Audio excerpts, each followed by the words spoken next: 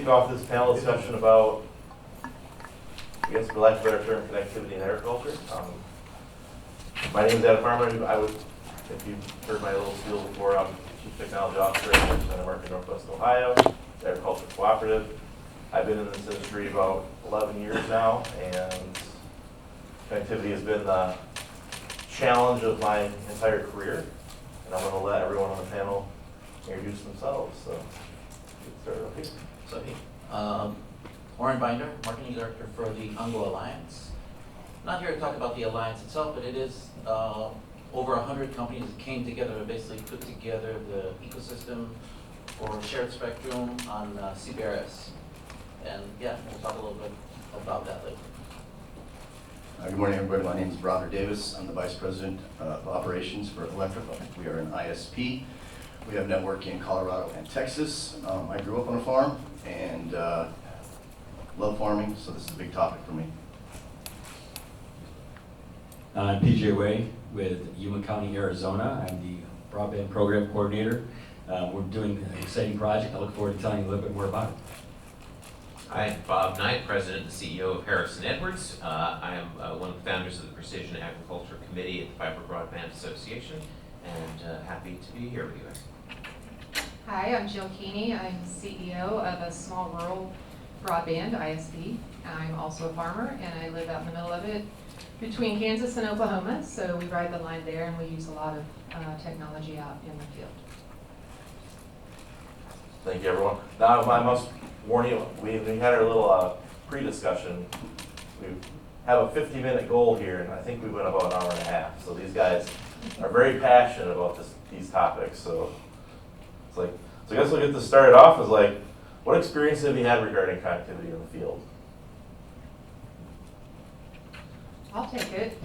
Experience in living out in the field with the connectivity.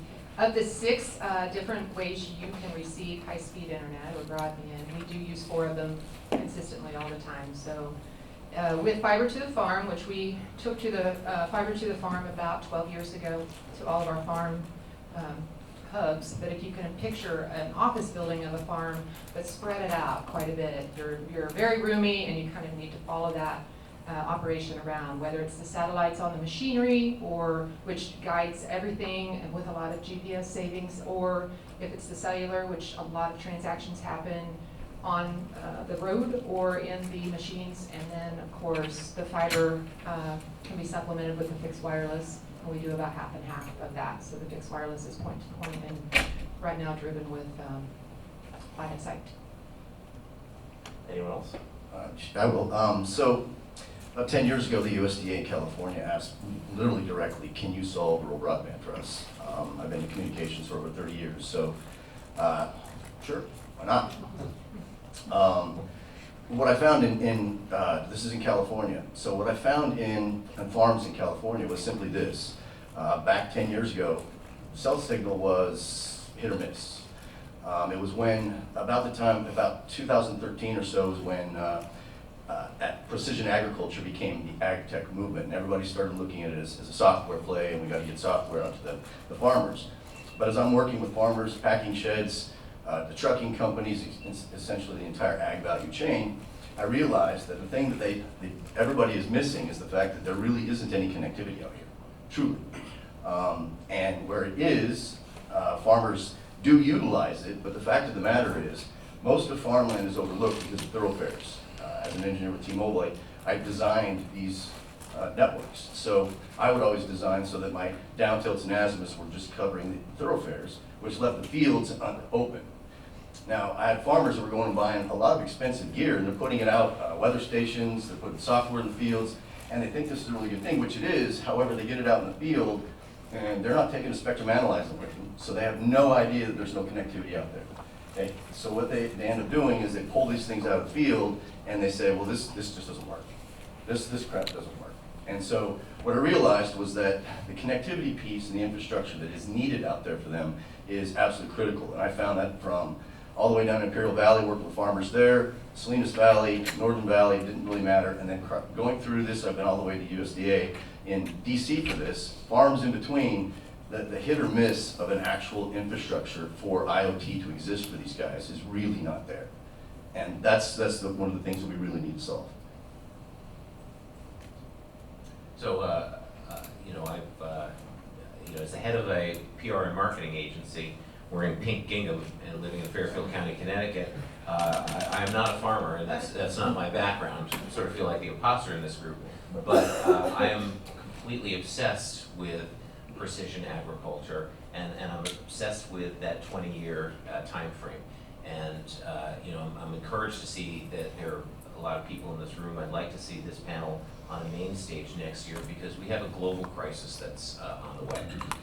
Within 20 years, we have to double the amount of output per acre. Double the amount of output per acre. Otherwise, we're going to have global food insecurity, and nobody is talking about that. That is one of the biggest issues to face society and our country, and it's coming within the next 20 years, probably within our lifetime. And in order to address this crisis, we're not building more farmland. It's not realistic to build, a high rise and go, vertical farming, in communities all around the country. But what is realistic is precision agriculture. And to be able to build the infrastructure, build, fast, reliable infrastructure, get it out to our farming communities, so we can unleash the potential of our farmers and producers.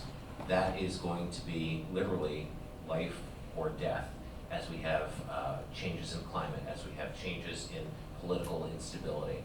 So we have all sorts of issues that are coming up in terms of food safety, in terms of cybersecurity, in terms of production, and it all comes down to connectivity, and that's why I think a lot of us are here today. Yeah, I'll kind of go right off that as well. I myself am not a farmer as well. I grew up in New York, I lived in Chicago, and then I moved out to Arizona. And I learned really quick what rural means. The word rural is not something that people put in perspective properly. Sometimes they think 10-minute drive is, well, that's a little ways away, right? But this is a completely different environment that we live in. While I'm not a farmer, I have taken the time over the last year and a half to learn as much as I can about what the agricultural industry really needs. What are they struggling with? What are the challenges? When I look at what happens inside of Yuma County specifically, I look at the population, I can see the diversity that we have, the different cultures, different backgrounds, different skill sets, different knowledge. And then we look at the 170,000 acres of farm fields that are out there, and that's our nation's food supply. That is where the connectivity needs to happen. So this was a deep passion. I've been honestly very lucky, very fortunate to be collaborating with great people, great leaders, people in those industries. So this isn't, what that also demonstrates, that it doesn't take one person, it doesn't take a panel of 5 or 6, it takes an entire community, entire industries to participate and be willing to take that effort, give back information, share knowledge, share experiences, and then identify what kind of solutions you can collaborate with to provide a justifiable outcome. If I could piggyback off that, just to kind of impress upon you. Anybody remember what it was like to have a bag phone? Or that big old brick? Anybody as old as me? You guys remember what it was like when AT&T, Verizon, Sprint, and T-Mobile started building? How many jobs were created? What the economy started to be like? How many businesses started up just around being able to build wireless sites? Now, if you look at what happened there, and now take a look at the evolution from TDMA now to 5G, that same evolution still needs to happen in rural America. That same evolution for business and through the connectivity piece of this and digitization still needs to happen. There's still a huge revolution that can happen for our economy if you look at agriculture the same way that we did when we started doing cell phones. It was a huge, massive project. Companies like Bechtel, companies like CH2M Hill, so many others became monsters in the communication space simply because that project was so huge. And we got 92 million farmed acres in the United States alone. That's a huge project that we can really wrap our arms around as a community, as states, as people who care about having better jobs, better things to go on in our communities in rural America, which means we can start a new economy out of rural America where it seems like there really hasn't been anything. So that kind of piggybacks onto the next question I want to ask you. I mean, you talked about economic opportunity. I mean, what economic opportunities are there, and how do we attract workers into these rural areas to fill these economic new jobs, technology jobs? I'm willing to take this one. I'll take this one first, just because from a perspective of Yuma County, Arizona, Yuma tends to get seen last, and a lot of times, unfortunately, I feel the state. And this is just my personal opinion. And that's because it's a smaller population, it's rural, it's in a corner, it's often overlooked in many aspects. So how do you develop a new economy? How do you develop the skill sets, the talent? How do you bring in new businesses and new opportunity? And bringing the fiber into the area is one of those methods. What we're building with a fiber ring helps us to establish an opportunity for new ISPs. And those ISPs turn into business opportunities for local people, local businesses. It brings in new attraction for businesses because there's some sustainable technology that exists. They can start looking at a lower cost of living, a different type of environment, different ecosystem for their kids to grow up in. And then there's the piece when it comes down to economic development of the agriculture. This is not, I've been asked a couple times about, well, what about, how does this displace workers if we start going to autonomous tractors, autonomous this, autonomous, does that replace people? Absolutely not. I think what you have is you have an educational shift. You have a shift in people that you need to perform that type of work. And then with the technology in place, they have the opportunities to get that education, to get those skill sets, develop it within their schools, develop it in colleges and local communities. This is an opportunity that really is founded by the baseline. If you don't have the foundation of an infrastructure, you really don't have an opportunity for economic development. So what's the fastest growing job in agriculture on the farm? It's the role of the CIO, right? And so you're bringing high-tech individuals, to the farm, to rural areas. I didn't mention in the introduction, I'm also a public official. I'm the Commissioner of Economic and Community Development in my hometown. And whether you're on a farm or in an area that's not urban, having these fiber networks and robust communication networks is economic development. Economic development a few years ago, a decade ago, was about business attraction and retention and move corporations to your state and whatnot. Now it's about building a density of people and keeping people in place. And we saw this during the pandemic where people left cities in droves and they moved out to the country, they moved out to rural areas, they bought houses, they invested in the community, and then what happened? They had to work remotely and there was no internet service, it wasn't reliable enough. And so then they had to pack up and they had to move back into the cities, which really weren't very safe or healthy at the time during the pandemic. And it's still the same issue with the rural areas. They're left behind without the infrastructure. We have the infrastructure, now you're seeing vast investment in precision ag, right? So you have companies like Intel, Microsoft. Microsoft's third largest facility in the world globally is in Fargo, North Dakota, right? It's supporting agriculture. It's at Intel before. Amazon, they're getting into the game. There's a ton of investment, both from at the state level and private dollars getting pumped into it. I think the real trick, and maybe it's a topic for another panel, is going to be when all this money starts flooding into precision ag, is it really best used by the end user, by the farmer to help the farmer, or is it going to start, is it going to benefit a lot of the companies? I think we have to be very, very careful when there's so much money in play. Yeah, I'll add to that add so many thoughts coming through my mind. So because we have fiber out to the farms, we have a lot of, we're surrounded by a couple of land-grant universities, and their programming through Precision Ag are bringing the CIOs into the farm. They are the next generation, usually at the family farm. So every farmer is the head of that company. There's so many companies out there. If you consider them the CEO, it's the last thing they want to do is become the CIO at the same time. But there is a new generation coming out there and they understand how to do that. And they're very techy and excited to put that into play and how they get that developed. So I was just texted this morning about a new, I call him Kids, down the road, and he's developing his drone applicator, and he's also putting in a beef processing plant. It's got all the bells and whistles. Things like that are getting closer, the ecosystem getting closer, and the connection with all of the data and where is it going to go. So bringing those data cloud storage units or some data centers out there, which is a whole nother subject, causing all of the climate issues. What do you do depleting all of those resources drastically? And I know data centers are onto it and they're trying to figure out how to get more efficient. And then pulling those closer, who's going to run those? And then they will need that fiber connectivity to spin those up, and they do need to get closer to the data. So there's a tremendous amount of economic opportunity coming back to the rural areas that was holed out about 100 years ago. If you look over the data and why that happened and when they did go to the factories in the cities, and now that they want to come back, their families want to live there. They do need to spin up other businesses. Those couples that have moved back, usually 50%, one of the spouses works online. I usually have my little construction crew, they're not little, my small construction crew quiz them when they do connect a new home to our fiber. So it's been the trend, and it's been uplifting in multiple ways. I'll just say that one of the solutions to a lot of what Adam talked and here was talking is to get connectivity to the farms. If you have fiber to the farm, that's great.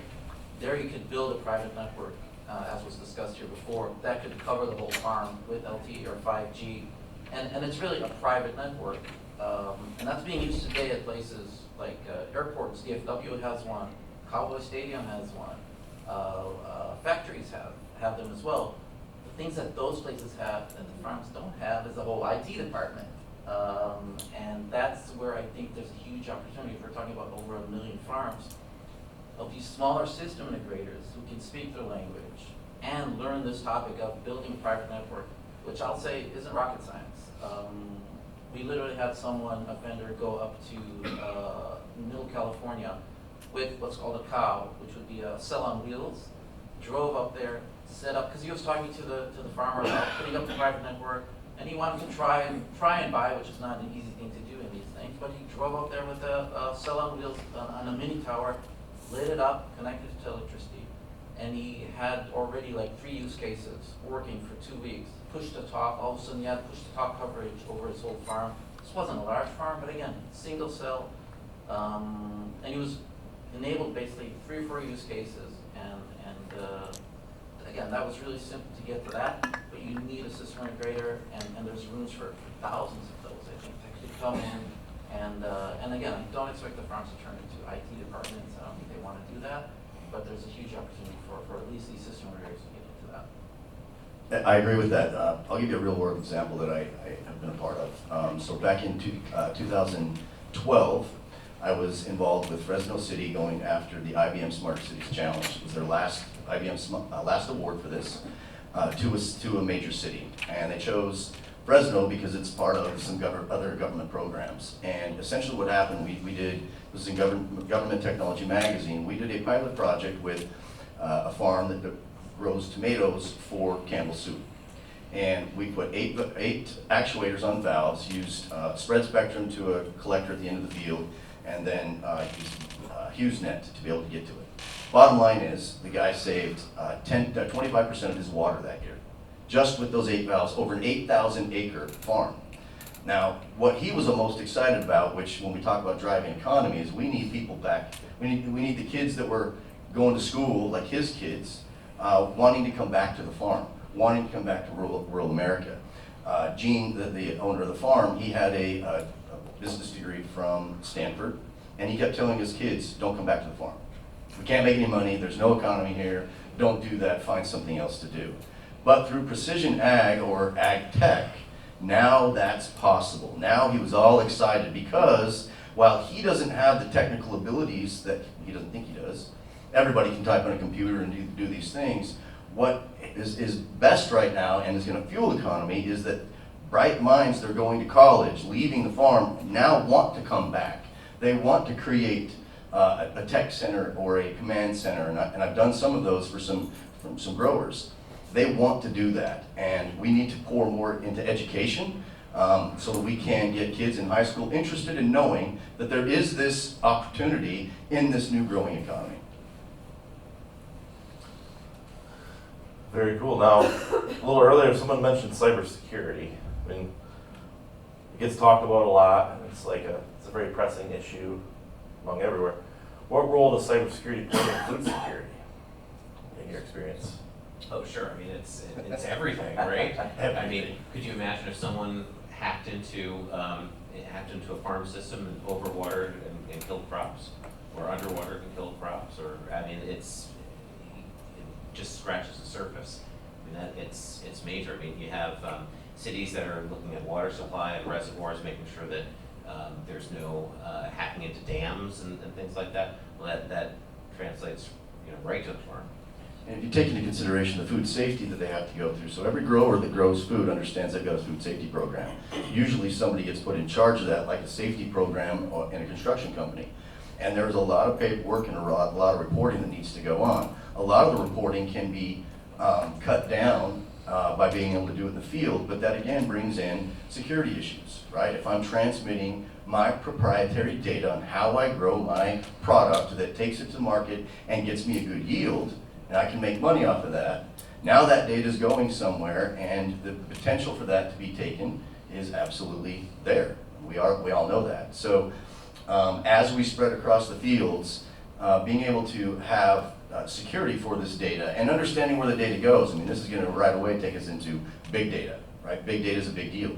So we need to understand that as we move across this landscape, whether it's a 5G network or it's a 6G network or an 80G network, it doesn't matter. The technology has to be able to be secure and safe, because this is also family data we're talking about. To your point. And to the trust of that data and where is it going? And Absolutely. who owns the data? And someone said that earlier too as well. So it's your data, but then where does it go and who is utilizing that? And so the latest, I think yesterday, my husband, he doesn't make me, but I walk into the living room and the ag show's on, right? So I listen.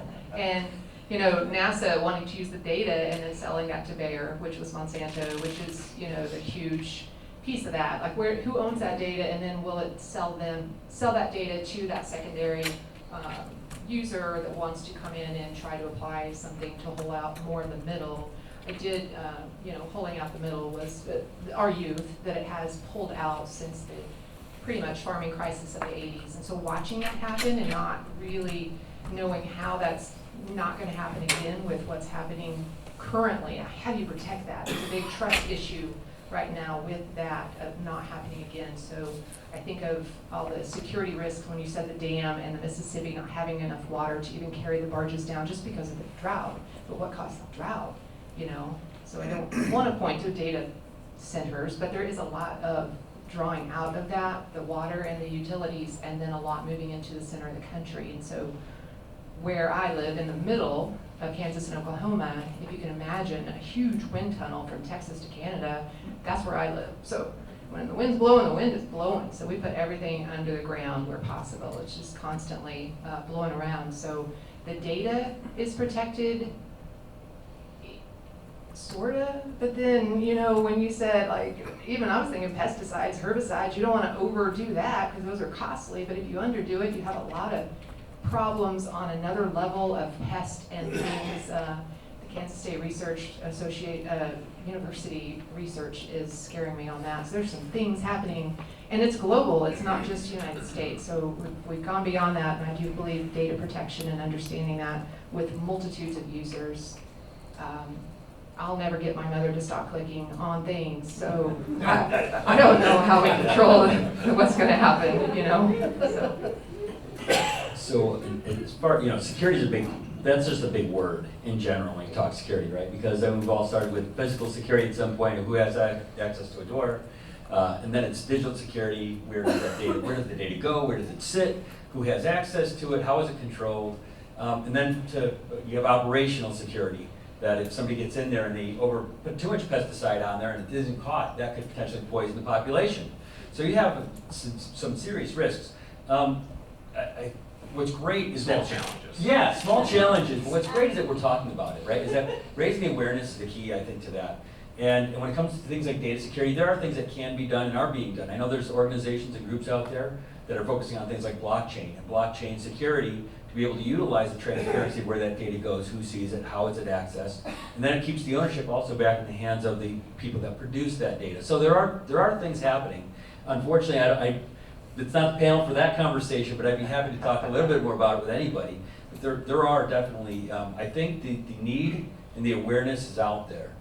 Right, and the key is, we have to talk about it openly, because one of the things that always and this is just my perception again, my perception is when people are concerned, they draw attention to the fear of what could happen in the bad light.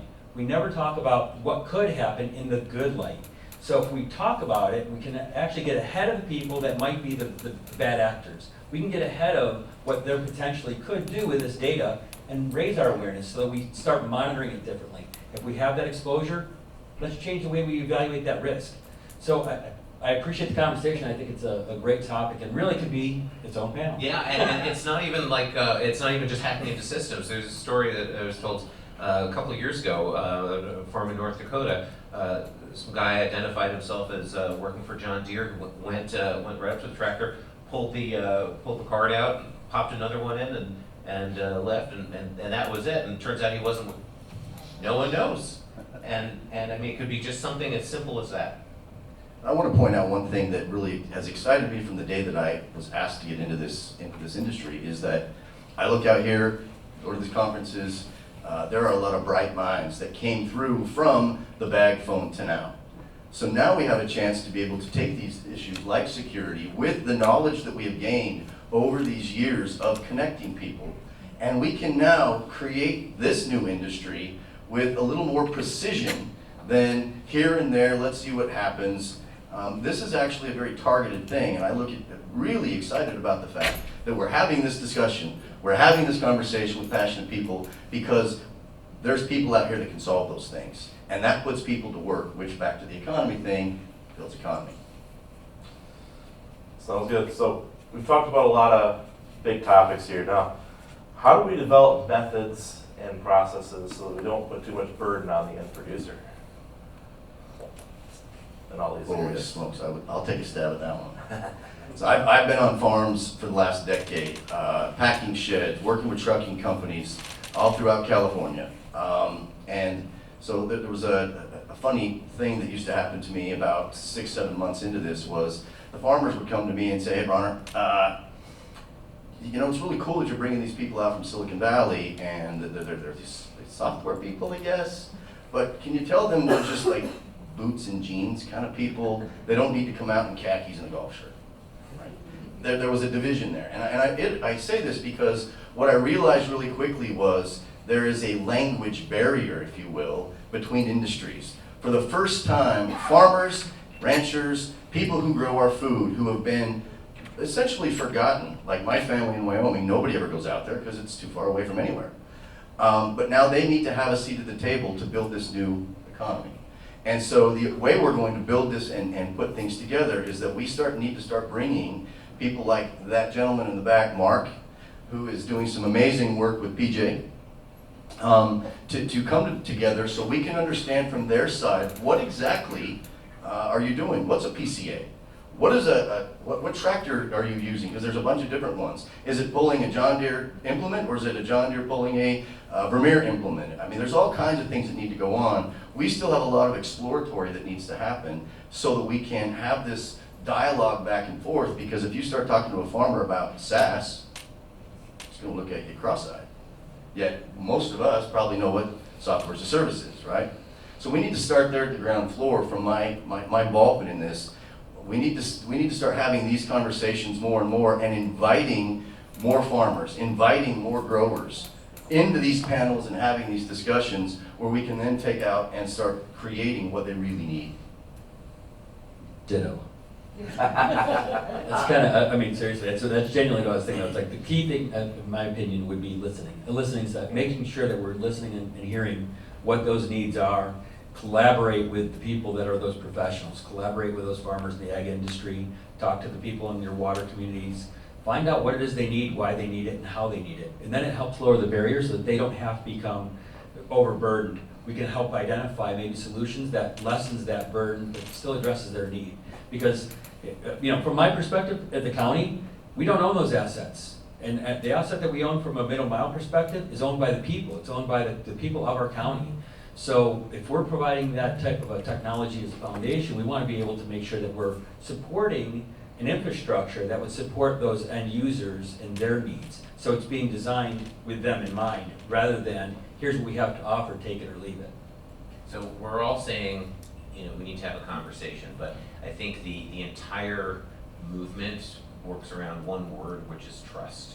And we have to build trust among the stakeholders, and that means communicating through credible messengers. It means understanding that usually the farmer is the quietest one in the room, but also the smartest one in the room, and they know what they need, and they know how to get there, and they just need some help getting there, or they need the resources getting there. I think the question is how do we not put the burden on the farmers, the ranchers, and the producers. The reality is everyone has to have some lift here. Farmers are just getting squeezed at every angle, and if we can make it easier for them, if you, especially with water, if you control water, you control the whole thing, right? You're making lives better, and you get people's attention. And just start. It's the same with like tribal broadband. Start with trust and bring the right people together. It's the farmers, the producers, the property owners. It's the elected officials. A point I want to make is everyone thinks that this whole movement is technical and it's financial. It's also highly political. And if you leave that piece out, you're missing a big piece of the pie. I just wanted to add one quick thing to that. Is you talk about water conservation, water savings, and something else you said earlier about was when you start thinking about food security is national security. If we don't have food, you don't have a nation. You really have a struggling population is what you have. And we all like to eat. And we all like to eat. We all have to, right? I mean, it's but what's interesting is the water conversation about water conservation. One of the things that I learned from working with Mark and others is sometimes we have to reframe the way we view those conversations. So the topic of water conservation, how much water can you save? Sometimes it's not about how much water do you save, it's how much can you produce with the water you have. And can you produce more if we give you more efficiency to use the same level of water? So you don't have to cut back if you're producing more with the same amount. That's a different conversation. So that's the value asset. So it's, as Mark terms it, crop by the drop. That is really the focus of, can I produce twice as much crop with the same amount of water? That is a 50% water savings. Done. I don't have to show that my glass is smaller, that I have less in it.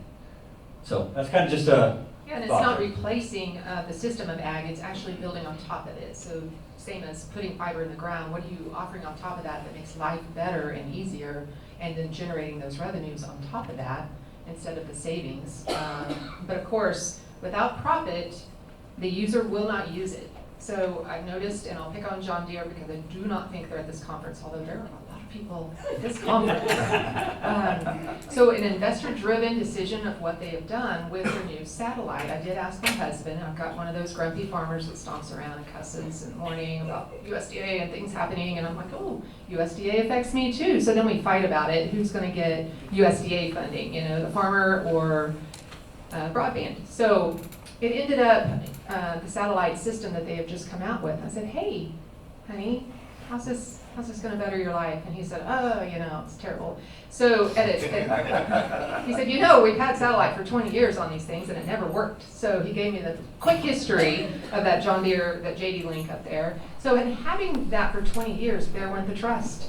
Like, oh, they're gonna do this again, and now they wanna charge us more, and it's gonna be $2,000 per machine per annual subscription, because it's subscription-based now, which everybody wants to do now, as a new revenue stream of driven. So of course, how many machines are there? And then I think you said it on the call, like then they have to come up with $2,000 more productivity to be able to just pay for that.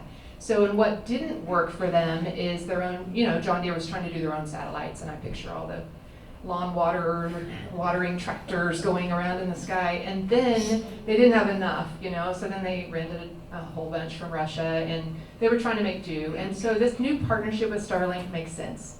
It's great. It's robust. There will be plenty of it, plenty of data, no matter how much they need. Starlink will take care of it. They have plenty of data centers to store it, probably right down here in Texas, so it's all going to be fine. But then on the other side, it was the cost. And he's like, they've done this before and it never worked. Are you telling me I can get, uptime is the key, as long as they're not down. If you can get out there and get them back up quickly. So this satellite is supposed to let them self-repair and self-diagnose and troubleshoot their own you know? Otherwise, it's $188.88 from the time John Deere leaves the driveway and drives all the way out to this remote location and get in line, because there's 10 other farmers wanting the same technician to get out there. So I only know that number because I called John Deere and asked them how they came up with it. And they do have a big, giant, let's take all of our costs and all the increase in pay and benefits and all of the different things that we put in our research and development and inputs, and let's spit it out on an hourly rate, and that's what we're going to charge the end user. So they've done a great thing and a terrible thing at the same time. It's good and bad. I can't blame them for trying, but it's going to fail. As long as there are no trees. So I want to. As long as there are no trees. Right, so I want to actually respectfully disagree with one thing that you said, which is, I think Starlink is a really good incremental step for today, but we have this insatiable need for data. And it's, you know, we're still going to have latency issues with satellites and with cellular, so we do have to get fiber out to the farm, and we do have to build these robust 5G and next gen networks that are wireless. You know, you can't run fiber to a tractor or attach a cow to strand of fiber. You're right. We do need wireless mesh networks on farms. That's going to be absolutely critical. But I think we do need to be always looking to what's ahead. But I wanted to just comment on something that you guys said before, which is anyone familiar with Grant County, Washington? America's breadbasket, right? Grant County, Washington, right? It was the first, I believe it was one of the first all fiber networks. It was actually the public utility district, which provides electricity and I think water in Grant County. They decided, the board, which is actually made up of farmers, decided that they wanted to build an all fiber network, and they've been rolling this out for 20 plus years, and they've built more than half the county. And so it is America's breadbasket. So the farms that have access to the fiber and the wireless networks are scaling, they're growing, they're supplying the globe, their products are getting shipped to China and all over the world. And the farms that don't have the fiber quite yet, they're just sort of putting along trying to make ends meet. It is that vastly different between the haves and the have-nots. And I mean, like McDonald's has their French fry processing plant in the middle of rural Grand Canyon. Can I tell you, do not drive through there hungry, because you just it smells so good. And they flash freeze them and they send them to all the stores. All the McDonald's in the U.S. it's produced in Grant County, Washington. And it is, if you have the opportunity to go there and see the difference between those who have the connectivity and those who don't, it is astonishing. It's like the difference between having homes with electricity and those still, without candle power. I'll just say, if we talk about one of the lessons learned from deploying private networks, again, at factories, warehouses, stadiums, one of the things you learned really quickly is that the vendors, and this is a call out to the vendors, that did better were the ones who simplified the solution, who didn't come with 700 different components, who really did the homework to simplify things, to I'll even say dumb it down. And again, I'm talking about factories that have an IT department, but they just got confused and things got a little bit too complicated. And just farms won't want to deal with this. So really simplifying the solutions, and it sounds like a no-brainer, but it isn't. So just real quick tie off a little bit on from SpaceX, Starlink connectivity and that agreement. We had a little brief discussion on that earlier amongst the group. What's interesting is, from the county's perspective, we're not in competition with anybody. We offer a middle mile access. We have 140 miles, we've got 70 in the ground, we've got another 70 going in. And then in collaboration, we're going to be building out a wireless network that's supporting just agriculture. It's dedicated for that purpose, to help support 170,000 acres of farm food. So there's a specific need that's being addressed in that wireless technology. But from that standpoint, again, I'm not in competition with SpaceX. But what was interesting is learning, when I went to the Southwest Ag Summit, which was hosted in Yuma County just a couple weeks ago, I got a chance to talk to those manufacturers, the people that produce that equipment. And I asked them, I said, so tell me, how does this piece of equipment work? It's running, obviously it's running by itself. You say it's autonomous, it's connected to something. Tell me how that works. And that's what they used. Immediately, they went to Starlink. And I said, okay, what happens if you're in a location where that doesn't happen? Well, then it switches channels and it'll go to either AT&T or Verizon on a 4G, 5G network. And what happens if you don't have that? Well, then it goes to CBRS. What happens if it doesn't do that? And they kept degrading down to a point where when would it stop? When does it stop this from functioning? And then it came down to the conversation of subscription models. I can't imagine having to have AT&T, Verizon, Starlink, and all of these separate subscription models, and now there's a new subscription model for a new tool that's coming out, and you know, I'll admit, I don't have cable. I have subscription models to all the channels I want, because I wanted to avoid paying $70 for one cable box. Now I pay $70 for 4 channels. That's smart of me, right? But that's kind of the problem we're up against, is so how do we, I think that's where I guess where I'm going with this is that when I was there, I got a chance to talk to those manufacturers, and they're very interested to know that if there is an infrastructure that's available, something that's local, they can start modifying to make better controls of the costs for what the equipment they're making, because they know that they have connection 3 miles down the road right here, and it's going to be there. And then they would have the SpaceX as their backup. They would have something else as a backup. So I think it is important really to talk to the county leaders, talk to your state legislators, talk to the people in your broadband offices. They're fantastic people. Reach out to them and tell them that your county really probably should be doing something like this. This belongs as an asset to the people, and it helps connect to those industries by those industry leaders that are the last mile solutions. I think that living through the 20 years of satellite not working or just going black for a while, and 3 days later when somebody probably came back in the office Monday and fixed it, that's how they used to live out there. And then for the past 6 to 8 years, it's been pretty on. So the trust there of, is it gonna work? Don't try your stuff out on me. Just make it work, right? And I think you talked about that too. It's just, they don't have time for that. And yeah, they have a lot of stuff they're dealing with. Commodities markets alone are intense and absolutely killing the whole industry at the moment. So, and that's not dependent on anything they're doing. They're producing the best stuff. They're getting more productive every year. It's not like we're starting a new industry here. They've already been doing this for many years. They're just trying to layer it upon. And I think you said it best with the IT piece. Like, don't make them try to figure out your specific system. They just need it to work, and they need it to be pretty streamlined and understandable, and push that through. That's probably the secret sauce to that, but everybody else in their subscriptions have pulled out the middle, and there's nothing left, and it's not sustainable the way it is, because they do need all of it all the time, everywhere. So that's the hard I part. put a cap on this particular topic by saying I have had growers look me in the eye as they spit on the ground. Whatever you're doing here, I know you're a techie guy, but whatever you're doing here, it has to be like my pickup. When I get in, I hit the key, it works, I take off. If ag IoT and networking doesn't make it that simple for them, it's not going to be adopted, because they have too many things to do. Has anybody been around planting season on a farm? Anybody been around harvest season on a farm? You don't get in the way. You don't bring things that don't work. And if you've been around any of these, well, you guys all know Rip from Yellowstone, right? Imagine a bunch of Rips out there running all these operations to get production, get production, get production. Because something like a cherry in California, they have 48 hours to get that off the tree and into the store. And in between that, human being fingers cannot touch that. They have to touch only when they pick that off the tree. They can only touch the stems, because the acid on your hands will give you less time. So we're talking about product here that has to get right now, right? We don't have time. And so automation is the only way we're gonna make that happen, but it's gotta work. All right, so we've done a lot of talking about where we have been and where we are right now. But I kind of want to ask a question about, if you look ahead 10 years, what future do you want to help create? A sustainable one. Yeah, I think it's a matter of being able to make sure that, there's so many terms that we throw around anymore, like future-proofing. I think it's impossible to say that word, really, because you try and build the best you can, and you're not building for today. You actually are trying to overbuild and plan for tomorrow, but you still don't know what's going to happen.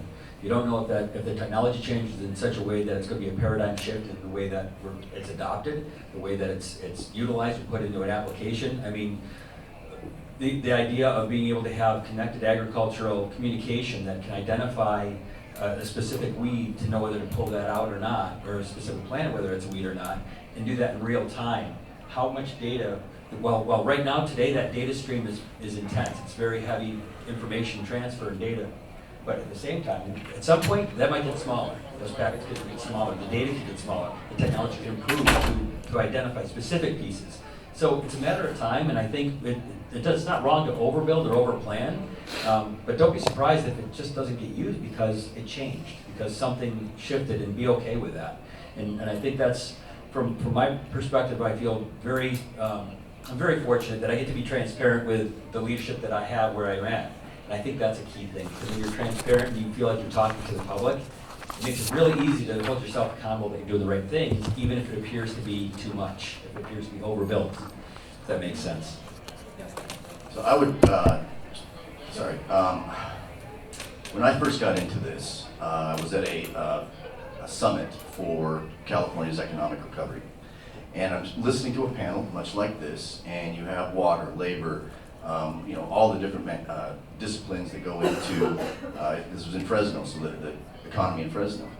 And I listened to these people, and right away I knew exactly what to do. I quickly wrote down and created this map of how we build a network that sprawls everything, and it's fiber, and it's wireless, and it's every technology. I mean, I've called every technology into play in this because I believe that that's what we need to have. And so what I would like to see when I saw this within myself was a new industry that comes about that puts people back to work in something that is absolutely critical. We're talking about food. Food, meaning if you ate today or you're wearing clothes, you already need to thank a gentleman like the farmer in the back because agriculture got you here, period. So I would love to be able to see this industry take off, much the same as we did in cellular, because it's needed. We need to have people that can scale a network very quickly, whether it's fiber to a cell site or a small 5G or 4G site, but it's got to expand. It's got to go across the landscape. It's a major project. If we could get something like that going, it's going to happen. It's going to go on long before, after I'm gone. I had a gentleman in Microsoft, I was speaking to them years ago, and this gentleman came up after, and he said, I don't think you understand the depth of what you're talking about and what you've created. I said, okay, well, please enlighten me, I'd love to know. He says, here's where I see. There are people who don't even exist yet, who haven't been born, who are going to use your network and your ideas and your technology on farms and in rural communities to solve major problems down the road that you won't even be here for. Now that really put it in perspective for me because this is a big deal. Food is our big deal. It's the first thing we need to have in order to have a community. We have to farm. So we're not embracing that and not pushing that forward, but we can go to Mars or we can do something. They got to farm on Mars for crying out loud, right? So if you're going to create something cool in my lifetime, everybody, for me, let's make this a reality. Let's see what PJ and Mark are doing and what I've been working on for over 10 years become a reality that's putting our kids to work in something meaningful, in something that's going to take them forward and is also going to feed them with better, higher quality food. Mark, you're like a celebrity. It's like Madonna. Mark. Right? Mark! So I feel like a unicorn. You've never seen a farmer. Thanks, Mark. So I think if we can, look, we have a 25-year window to double production, right? That's not a lot of time. The clock is ticking. We need all the stakeholders working together. But I think you identified a huge issue, right? Which is that now we're going to have all these subscription services. Everyone's going to try and make a buck on this. You know, why are so many people here? It's because of BEAD. There's $42 billion, flooding into this industry. Everyone's making a move. All these conferences are popping, right? And precision ag is the next industry where there's going to be the next influx of capital. You know, the farm bill is going to come out. There'll be more money into that. So I think if we look at how the monies get used responsibly, I think then we have a really good shot at getting this right. And again, starting with the end user and working our way backwards from there. Look, I'm a free market guy. I think everyone's got to make a buck. This technology, it costs a lot to develop, and so on and so forth. But we can't waste this, and we can't waste this opportunity because there really aren't any more opportunities. And I think we can't politicize precision agriculture. Whenever there's a lot of money flowing into something, it becomes very political all of a sudden. We just sort of have to cut the crap and have an adult conversation about this and get there in the next 20, 25 years. I want to at least, I think I missed your first part of your question, but I want to build fiber, to lay the infrastructure for the next 50 years of whatever will come, and it's for my grandkids, it's from those that come beyond past us, but it is to allow them to come back, and I have noticed the go big or go home has killed a lot of rural areas, and it's lost its luster, and it's not going to work anymore. So really going small to go big, and I think getting closer to your ecosystems of your fresh food and where that comes from, and what's happening out in your area, how responsive you are as maybe an IT developer or some sort of startup out there in the field, of course, and just laying the groundwork for that. So we're a huge believer in getting the infrastructure right and then being in the background. As long as we're in the background and nobody's calling, we're doing the right thing. And then it allows everybody else to prosper and just lift everybody up in those rural areas and get that back to an economic engine for the rest of our nation. What do you want to see? I think it's all about easing the burden, increasing profitability. So what brings us towards that? And I will say it's coming from a group of, like I said, over 100 vendors who, most of them don't know a cow from a chicken coop. I went and funded a small research from a small company just to talk about the opportunity. Again, not about how many farms are there, what are they looking at, what are they doing today, what are the gaps? And they were flabbergasted, like these companies. And these are large companies, I won't name any of them because some of them might be in this room right now. But we need to get out of this little bubble here that again, everybody here might be. Why aren't they inviting the right stakeholders to the table? So that's part of it. Yeah, there has to be more of that. Yeah. And once they see Microsoft, with all due respect, they're an amazing company. They see the dollar bills. They understand that there's an opportunity here, but there needs to be Intel the same. But I think there's room for a lot more of it. All right, well, I think that's all the time we have. I want to thank everyone for coming. We're around to answer any questions you might have. So, thank you all.